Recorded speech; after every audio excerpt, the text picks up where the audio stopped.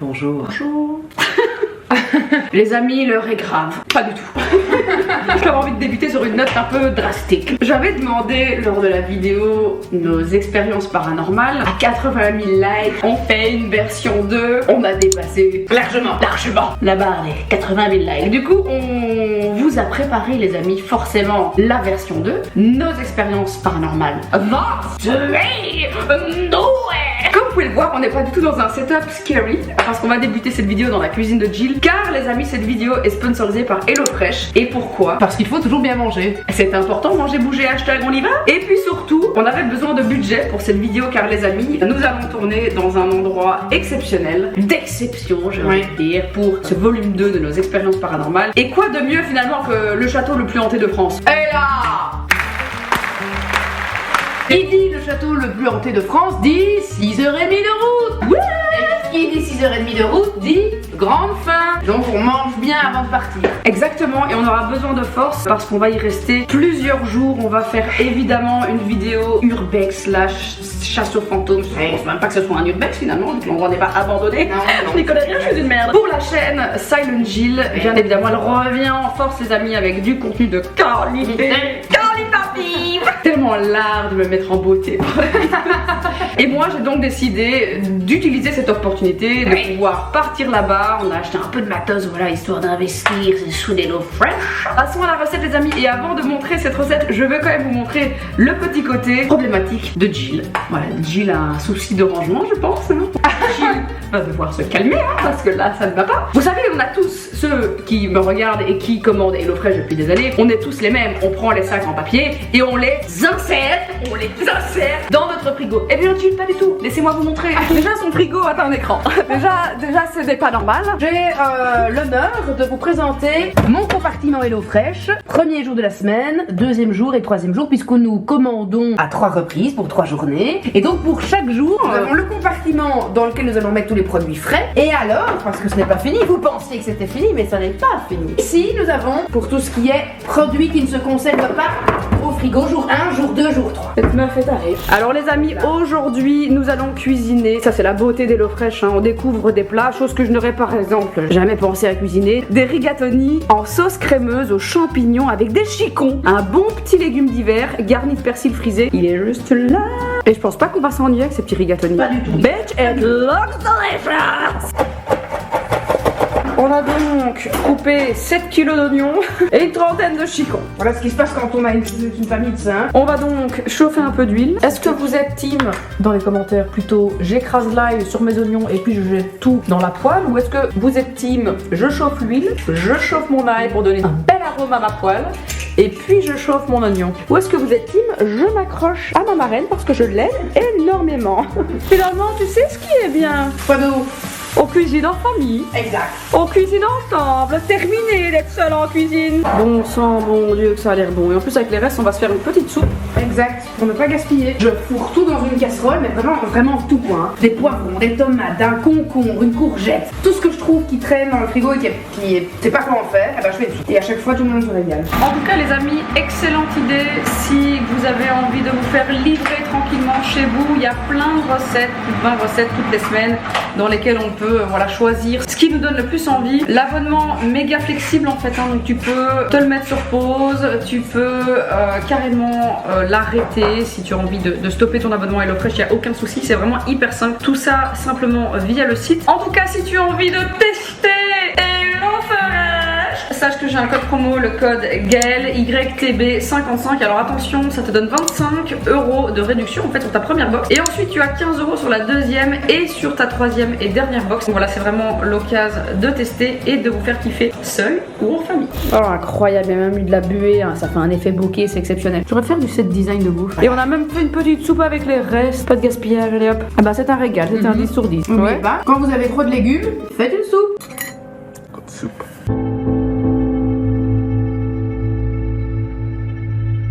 Bonjour Martine, bonjour Martin. On passe clairement deux salles d'ambiance, j'ai envie de vous dire. On passe de la cuisine de Jill à faire les imbéciles. Un petit moment, un petit peu, voilà, j'ai envie de vous dire, avec le caca dans le fond du slibard. Alors, excusez nos têtes, mais nous n'avions pas le courage de nous maquiller, de nous apprêter, parce qu'on s'est dit finalement à quoi bon. Pour qui, pourquoi. Pour quelques heures des habitants du château de Fougeray, parce que pour cette seconde vidéo de nos expériences paranormales, d'ailleurs, merci beaucoup pour tout l'amour et beaucoup de bienveillance aussi, je trouve, sur cette première vidéo qu'on a fait ensemble. Merci pour tout ça. Vous nous avez évidemment réclamé une deuxième vidéo et nous avions bien évidemment d'autres histoires en stock. Vous vous en doutez, nous sommes des personnes exceptionnelles.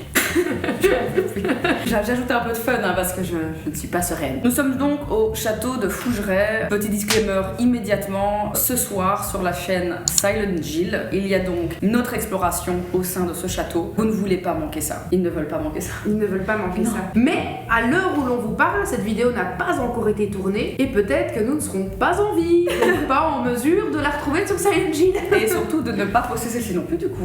Exactement. Intervention absolument inutile. Pas besoin d'une intro interminable les amis. Quoi de mieux que ce lieu d'exception pour vous replonger dans nos pires histoires d'horreur. C'est parti.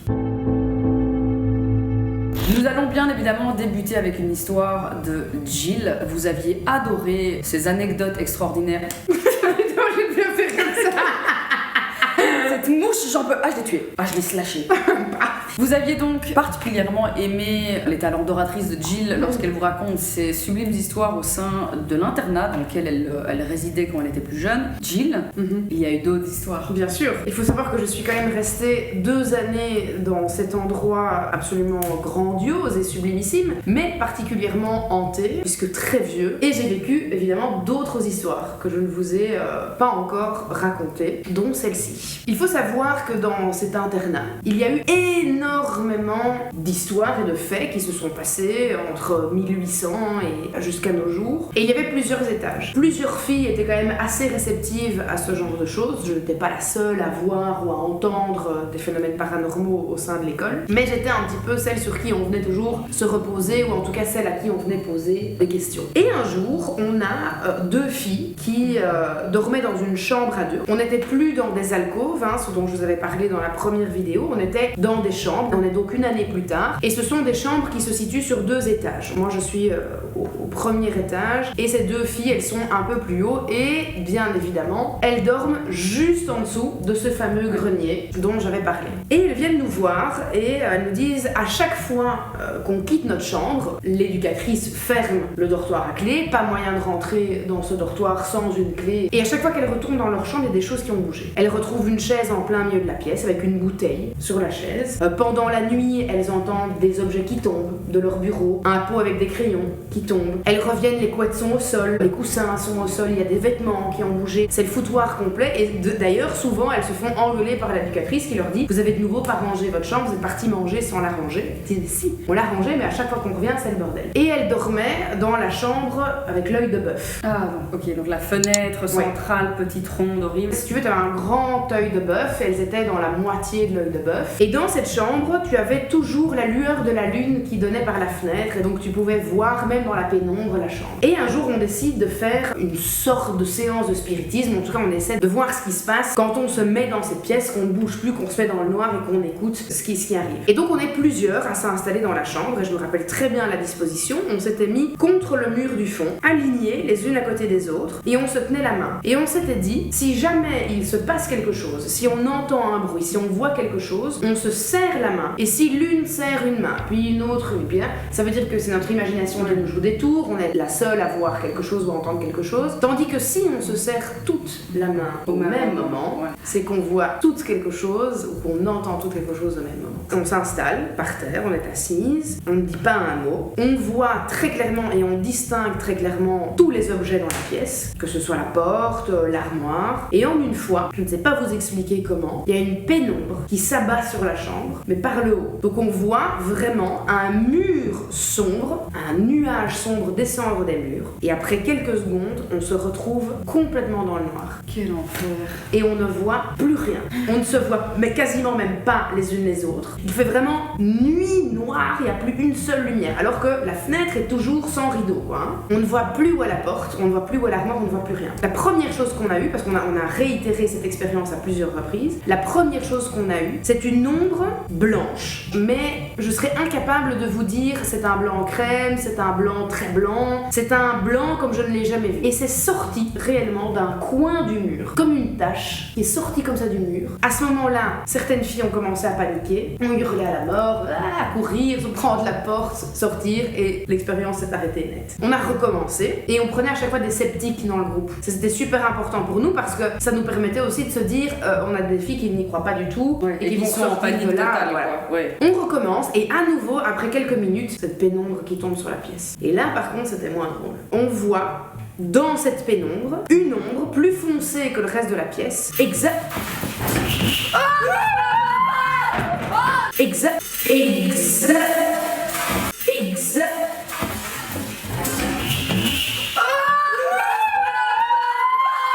Debout, stop, c'est quelqu'un. Chou, tu me fais mal, calme-toi. C'est un animal. Calme-toi. On se calme. J'ai fait tomber la putain de chaise. Doucement. C'est pas drôle du tout. Oh putain. Doucement, je prends ma caméra, comme ça s'il y a quelqu'un. Je me suis chiée. Je crois que c'est la porte qui s'est ouverte, je sens un courant d'air de fond. Qui est là? Je crois. Vas-y, franchement, s'il y a quelqu'un, on lui pète sa gueule. Je vous préviens, on est armés, hein. J'ai une énorme pique en main. Et on va l'utiliser.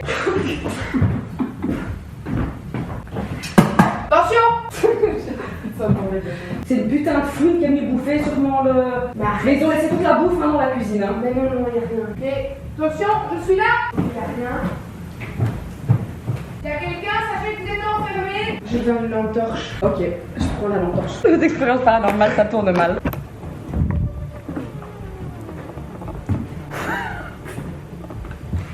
Y'a rien? Personne. Y'a personne? Ok. Ok, moi je veux aller voir dans la cuisine. Attends, est-ce qu'il y a pas un animal, un truc? Putain, je te jure, s'il y a quelqu'un, je lui pète sa gueule. Je vous nique votre... Franchement, je vous nique votre gueule, je vous jure. Et je filme pour la police. Genre, j'ai prévenu. Qu'est-ce que ça peut être? C'était un bruit comme des couverts. Qui tombait. Quelque chose qui est tombé. Là, les fenêtres sont fermées, donc pas possible qu'il y ait un animal. Donc là, il y a personne. Et là, en bas... Fermé, on s'est pas passé, donc personne n'est rentré par la cuisine, ça c'est sûr et certain. Ici, là, Tout est fermé. la porte n'était pas ouverte, je l'ai refermée à clé. On est à... Ce rush va être incroyable. Vidéo d'une histoire paranormale part en exploration. Mais bordel, mais cette scène, je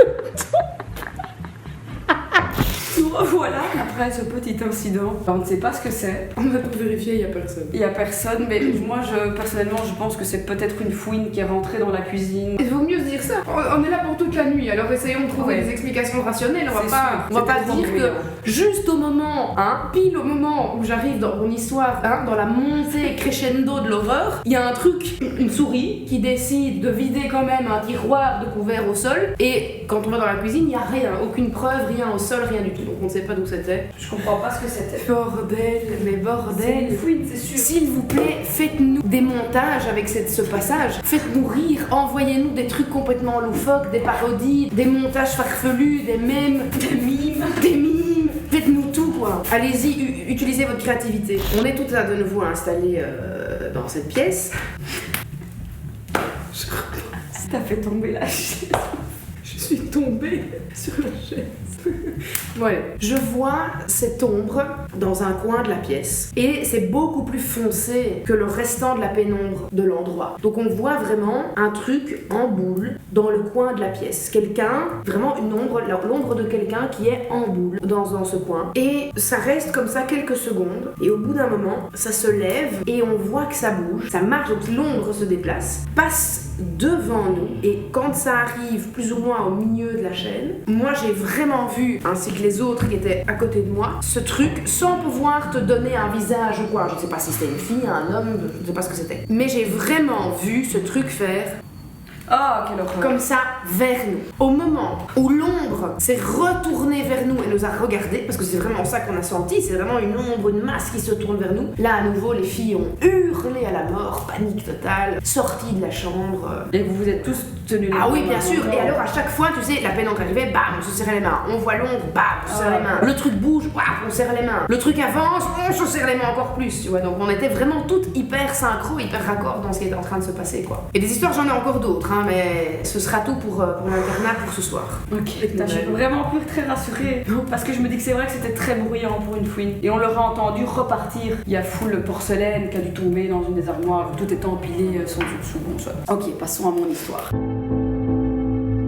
Alors, mon histoire se déroule dans les Ardennes belges quand on était plus jeune. Voilà, on va dire que c'est vrai que mes parents ne roulaient pas sur l'or, on était une famille modeste. Et c'est vrai qu'on aimait particulièrement partir à l'aventure, en voyage, mais on n'avait pas forcément toujours le budget pour louer des baraques de luxe et des villas et des bazars comme ça. Mais mes parents voulaient vraiment privilégier le fait de quand même pouvoir partir de chez soi et de découvrir et de voyager. Et donc, pour les fêtes, on aimait partir régulièrement, donc dans le mois de décembre ou Nouvel An et janvier, on aimait beaucoup partir à Corbion. C'est un tout petit village près de Bouillon, justement, dans les Ardennes, en Belgique. Ils louaient toujours la même petite maison parce qu'elle était particulièrement pas chère. C'était la petite maison blanche, comme on l'appelait, une toute petite maison sur une petite place communale, mais vraiment de ce micro-village. Il y avait un boulanger, un tout petit magasin pour acheter du pain, des petites bêtises, des bonbons, de l'eau et des choses comme ça. Et un restaurant-bar qui avait aussi un espèce de vieux bowling d'époque, vraiment tout en bois. Enfin, c'était vraiment très champêtre, mignon,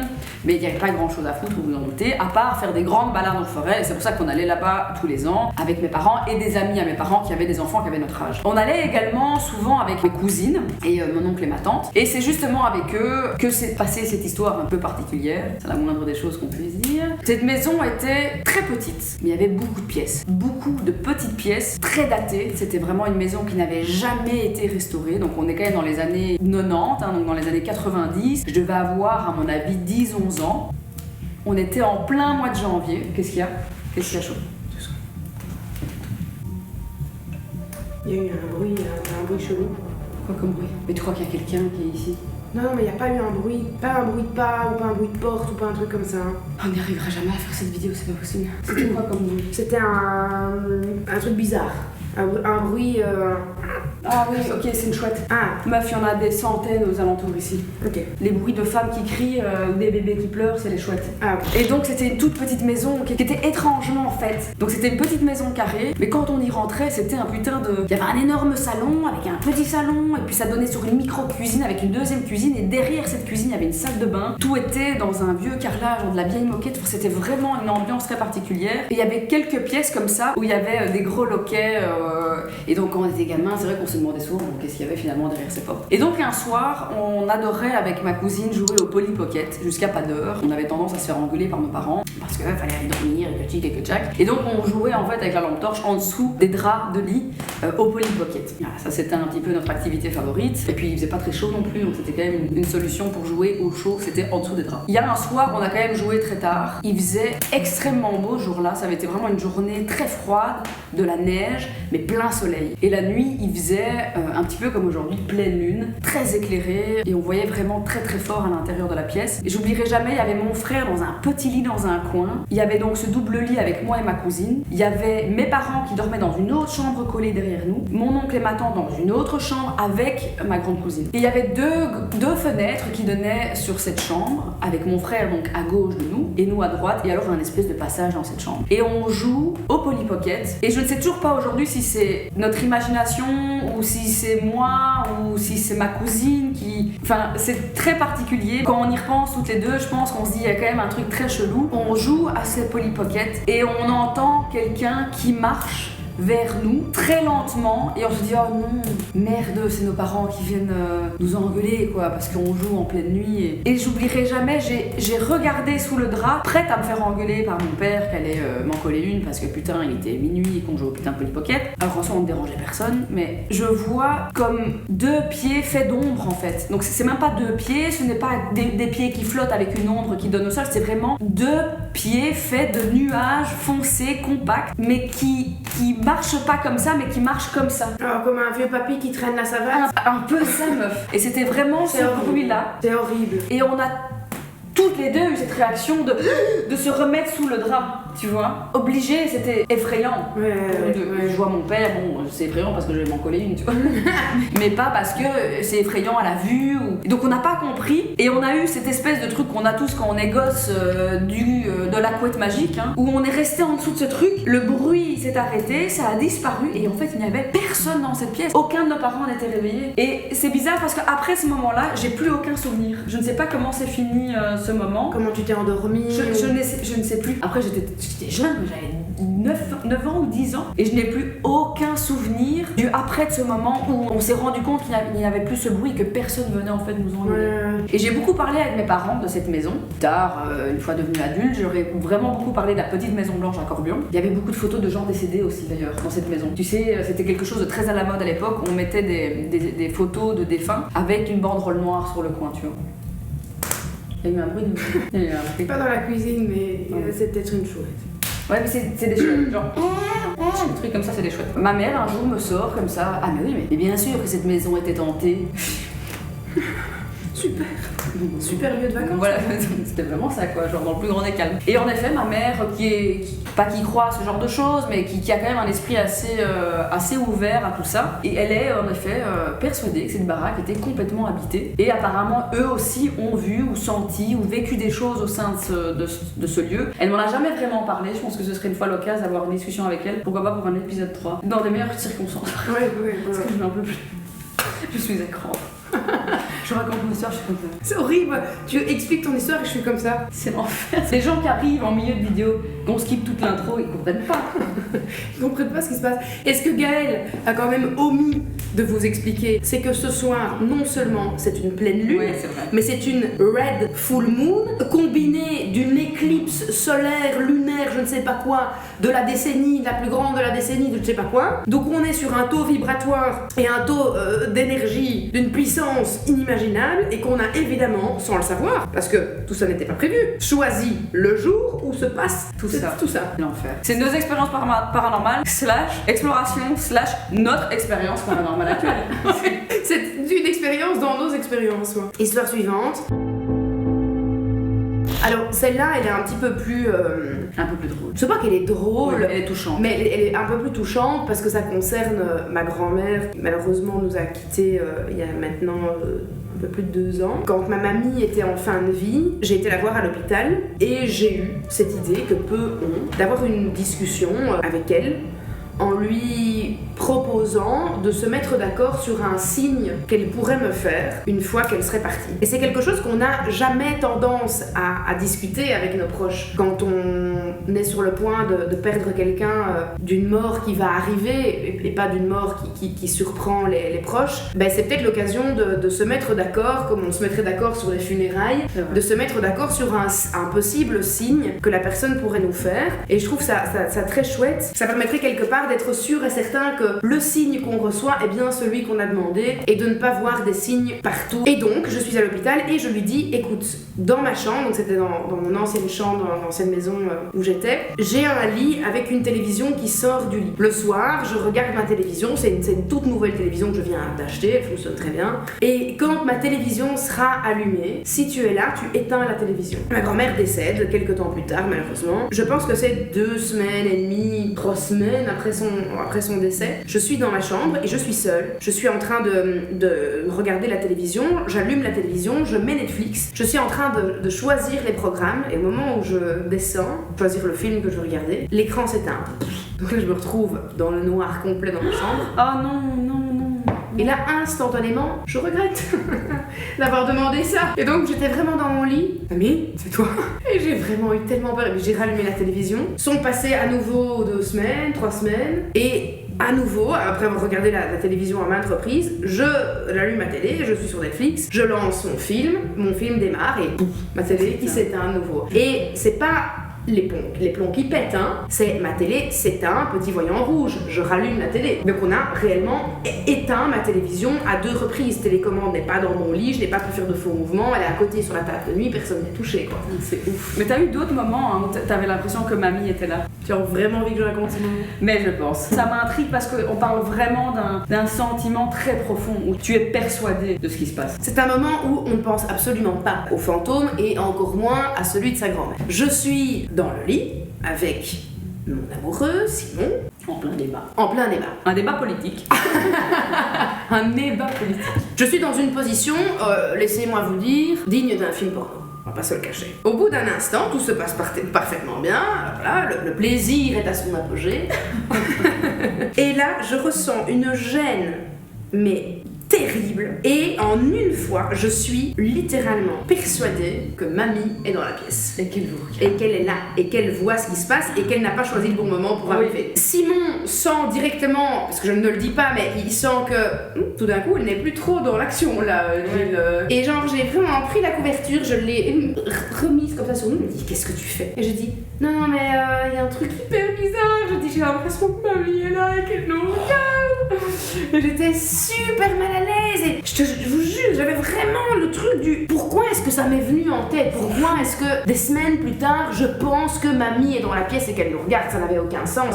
Et j'ai vraiment senti sa présence. Et on a tout de suite arrêté. Et j'ai été, les fois suivantes, j'étais gênée, quoi. Je me suis dit, bon, c'est plus le moment de venir. Et suite après ça, je pense qu'elle a été choquée. Parce qu'elle n'est plus jamais revenue. Je n'ai plus jamais eu aucun signe de mamie Boboche. Fou. Mais voilà, je la porte toujours dans mon cœur et je pense très régulièrement à elle et on l'embrasse bien fort parce que c'était une femme absolument extraordinaire, avec un bagou et un franc-parler. Incroyable. Ouais. Mamie Boboche. Alors la prochaine histoire, je ne sais pas aujourd'hui encore si c'est une... Ça j'en ai parlé à ma mère parce que ça m'avait vraiment perturbée. Ça ne date pas d'il y a des années. C'était quand j'habitais à Bruxelles encore avec Dan. On avait un appartement à Bruxelles. Pendant que la maison était en travaux, donc le manoir près de Namur était en travaux et nous vivions temporairement à Bruxelles. Il faut savoir que ma maman a un frère qui n'est malheureusement plus là, qui était mon parrain et qui est donc décédé il y a déjà de nombreuses années. Et c'est vrai que je pense régulièrement à lui, mais ça faisait de nombreuses années que ça s'était un petit peu calmé, où j'avais des pensées pour lui, mais plus rien de extrêmement intense. C'était plus des pensées positives. Nous sommes à Bruxelles en pleine nuit, je dors paisiblement et je me réveille en pleine nuit, en panique totale, parce que c'est une panique où tu ne sais pas crier, une panique vraiment qui te coupe la chic littéralement. Je sens quelqu'un qui a fait ça sur le lit. Et qui s'est assis à côté de moi et ça me touche un peu au niveau de la cuisse, tu vois. Donc je suis allongée, je sens cette personne qui s'assied à côté de moi, donc je sens vraiment le mouvement d'une assise. Ça m'effraie, je me réveille dans le noir. Ma vue met un peu de temps à s'adapter à la pénombre et je découvre mon parrain assis à côté de moi sur ce lit à Bruxelles qui me regarde avec un visage, donc je le reconnais, c'est lui, mais avec une expression qu'il n'a jamais eue, qui était une expression un peu niaise, genre un peu un sourire niais. Et vraiment Jean-Claude n'était pas du tout quelqu'un de niais, c'était un bad boy, un peu baroudeur, hyper beau, c'était pas un niais quoi, tu vois. Et j'ai donc ce visage qui me regarde, qui ne me dit rien, juste qui me regarde. Et là, je suis prise d'une panique profonde et je me réveille. C'est ça où l'histoire est particulière. J'essaye toujours de comprendre aujourd'hui si c'était un rêve éveillé, si c'était mon subconscient, je ne sais pas trop. Je me réveille et au moment où je me réveille, je me rends compte que là je suis vraiment réveillée. Je crie, j'ai Dan qui se réveille et qui essaye de me calmer et je sens encore, tu sais quand on te fait ça et qu'on te lâche, tu sens encore cette pression qui reste encore quelques secondes. Cette pression est effectivement auprès de ma jambe. Et donc je ne sais pas si c'était en fait un double réveil ou je ne sais pas. En tout cas, Dan m'a à ce moment-là calmé parce que j'étais vraiment, c'était un réveil vraiment de panique quoi, tu vois. Donc je ne sais pas si j'ai des gens dans mes abonnés qui ont déjà vécu ce genre d'expérience. Je ne sais pas si c'est une rencontre avec le paranormal, je ne sais pas si c'était une rencontre avec l'âme ou l'entité que peut être mon oncle, enfin mon parrain aujourd'hui, je ne sais pas. C'est très très étrange. J'ai été visitée, que ce soit en vrai ou dans mon rêve, ça ne change rien pour moi parce que ça reste une visite finalement, mais un peu étrange quand même. C'était quand même une visite particulière vu que je ne le reconnaissais pas tout à fait, tu vois. C'est un peu bizarre. Ouais. Ça c'était un peu bof quand même. C'est le sourire niais qui me fait Oui, peur. oui, et c'est ça qui moi aujourd'hui me perturbe parce que je pense que j'aurais comme dans les préféré. films d'Insidious où ils sont Ouais. comme ça dans les fauteuils. Mais c'est un peu ça, je pense que j'aurais préféré une visite avec peut-être un dialogue, ou tu vois. Mais là c'était vraiment un peu effrayant parce que pour le coup il n'y avait aucune communication et c'était en plus un comportement que je ne reconnaissais pas de lui. Ouais. Ouais. C'est atroce. Ouais, c'est un peu triste aussi. La prochaine et dernière histoire de G. Alors, la dernière histoire que je vais raconter, pour ceux qui me suivent sur TikTok, vous l'avez sûrement suivi, c'est celle de Georgette, c'est le prénom que j'ai donné à l'une des entités qui vit dans la vieille maison que j'ai achetée. C'est une dame qui avait été vue par le géobiologue, entre autres, qui était venue dans notre maison la première fois pour voir un peu les lieux, et qui est cachée dans la cave. Elle vit là, dans la cave, derrière la cave où il y a le four à pain. On le sait qu'elle est là, quand je descends dans la cave, je sens qu'il y a une présence, j'évite d'aller par là-bas. Et en fait, si vous voulez, dans une vieille maison, il y a des soupiraux un peu partout. Et il y a un soupirail qui donne sur une annexe qui a été construite par la suite. Le soupirail est donc sur la façade arrière de la maison, donc côté jardin. Mais ce soupirail est toujours là, puisque cette annexe elle a été construite comme ça en L, ce qui fait que la maison est en L. Et donc, si je vais dans cette annexe en bas, dans le jardin, au niveau de la terrasse, je rentre dans une pièce qui est la pièce où se trouve la chaudière, toute l'installation de la chaudière de la maison. Et c'est là aussi où vit un de nos chats, qui malheureusement a une maladie grave, incurable et qui est très contagieuse surtout. Très contagieuse pour les autres chats. Et donc c'est une situation qui est très triste, mais on a dû le mettre en isolement. Et donc on l'a mis dans cette pièce avec évidemment un accès au jardin. Donc il n'est plus beaucoup dans cette partie-là. Il vit sa meilleure vie, il chasse des oiseaux, il se bagarre avec les chats du quartier. Et il leur refile sa maladie.